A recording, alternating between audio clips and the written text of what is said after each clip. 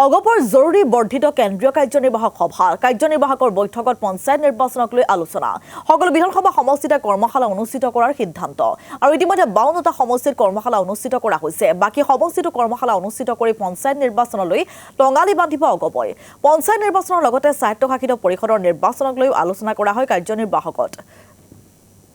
ইফালে অগপ বিজেপিৰ মিত্ৰতাক লৈ একাংশ নেতাই অসন্তুষ্টি ব্যক্ত কৰা বিষয়টো স্থান পায় কাৰ্যনিৰ্বাহকৰ বৈঠকত অৱশ্যে তিলটুকে তাল কৰা বুলি বিষয়টোৰ পৰা আঁতৰি আহিবলৈ চেষ্টা কৰে অগপৰ সভাপতি অতুল বৰাই কাৰ্যনিৰ্বাহকৰ অন্তত সংবাদ মাধ্যমক সম্বোধন কৰে দলৰ সভাপতি অতুল বৰাই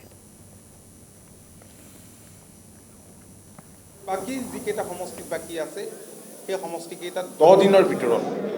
আমি অনুষ্ঠিত কৰিবলৈ আজি সিদ্ধান্ত গ্ৰহণ কৰিছোঁ পঞ্চায়ত নিৰ্বাচনৰ উপৰিও খুব সোনকালে কেইবাখনো স্বায়ত্তশাসিত পৰিষদৰ নিৰ্বাচন অনুষ্ঠিত হ'ব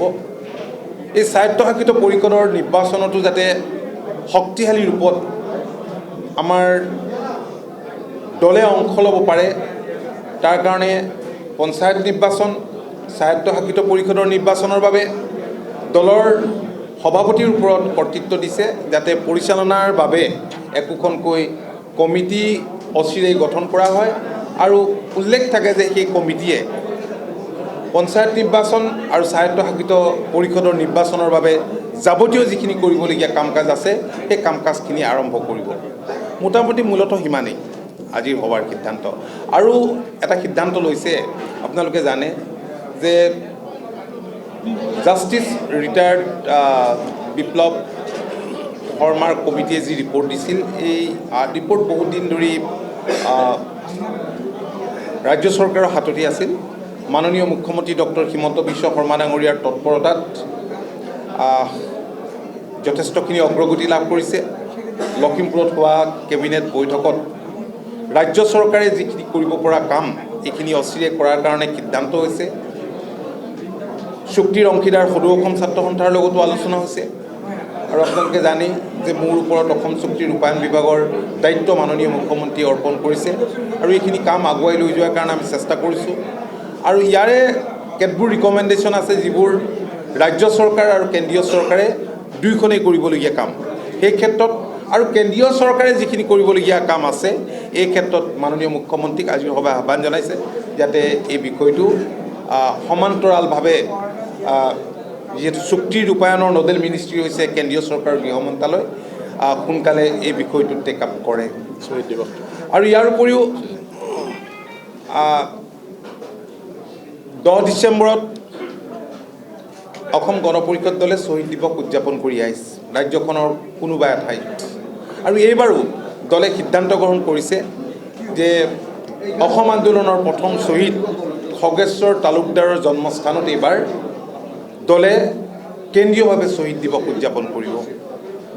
এইখিনিয়ে মোটামুটি আজিৰ সিদ্ধান্ত দলৰ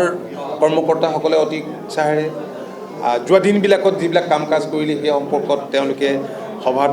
খতিয়ান দাঙি ধৰিলে মোটামুটি এইখিনি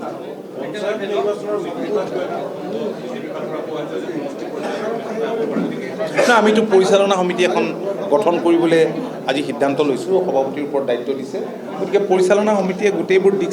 চাওক পঞ্চায়ত নিৰ্বাচনটো এটা ডাঙৰ নিৰ্বাচন মই এই কথা সদায় কৈ আহিছোঁ আৰু যোৱাবাৰো পঞ্চায়ত নিৰ্বাচনত ক'তো বুজাবুজিয়ে নাছিল কোনো সমষ্টিত বুজাবুজি নাছিল কিন্তু আমিতো একেলগে চৰকাৰত আছোঁ আৰু মাননীয় মুখ্যমন্ত্ৰী ডক্টৰ হিমন্ত বিশ্ব শৰ্মা ডাঙৰীয়াই মোক কৈছিল যে যিহেতু পঞ্চায়ত নিৰ্বাচনটো যথেষ্ট এটা বৃহৎ নিৰ্বাচন ডাঙৰ নিৰ্বাচন হয় ৱাৰ্ডৰ পৰা আৰু আটাইতকৈ ডাঙৰ কথা যে এইবাৰ মানে পঞ্চায়তত চিম্বল নাথাকে প্ৰতীক নাথাকে কাৰণ ৱাৰ্ড মেম্বাৰবিলাক প্ৰতীকবিহীনভাৱে প্ৰতীক থাকিব দলৰ চিম্বল নাথাকে চিম্বল থাকিব দলৰ চিম্বল নাথাকে বিজেপিয়ে হওক এজিপিয়ে হওক বা ইউ পি এৰে হওক কাৰ দলীয় চিম্বল নাথাকে গতিকে বেলেগ চিম্বল থাকিব এইটোত অলপ টেকনিকেল প্ৰব্লেমো আছে অৱশ্যে এ পি মেম্বাৰ আৰু জেড পি চিত চিম্বল থাকিব এই বিষয়টো যিহেতু আমি বিস্তৃতভাৱে এতিয়ালৈকে আলোচনা কৰা নাই তাতে মুখ্যমন্ত্ৰী ডাঙৰীয়াই কৈছে এটা ডাঙৰ নিৰ্বাচনত স্বাভাৱিকতে এইটো কৰাটো ৰাজ্যিক ভিত্তিত কৰাটো অসুবিধা গতিকে সমষ্টিভেদে কথাটো তেখেতে